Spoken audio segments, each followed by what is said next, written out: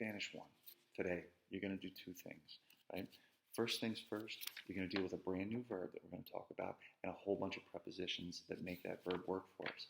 First things first, though, let's talk about the verb. It's an AR verb, at which point you're like, what am I watching this for, Yves, right? I got AR verbs all day long. You give me something like tomar, I take that, I chop it, I stem it, and I smush on the endings, right?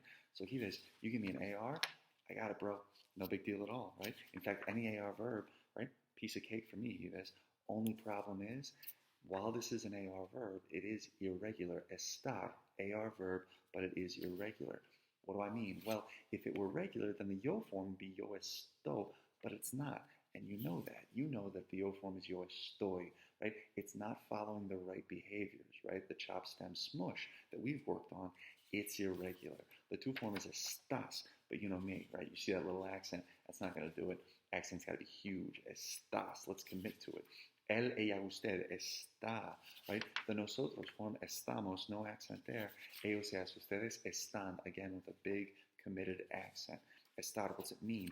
You know it means to be, right? But you're also shaking your head going, I thought ser meant to be. It does. In fact, both of those verbs mean to be, right?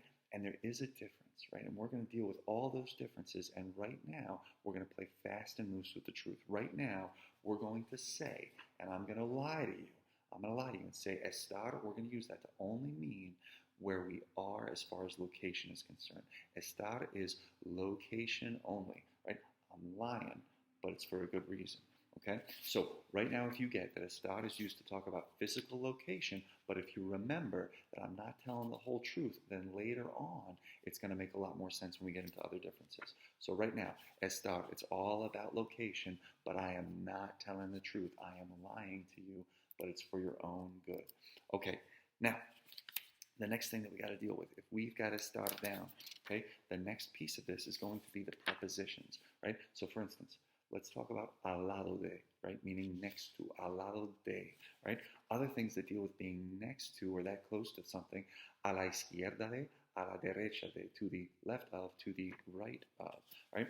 Opposites are always good to work with. Cerca de, being close to, lejos de, being far from, encima de, right? On top of, debajo de, being below, right?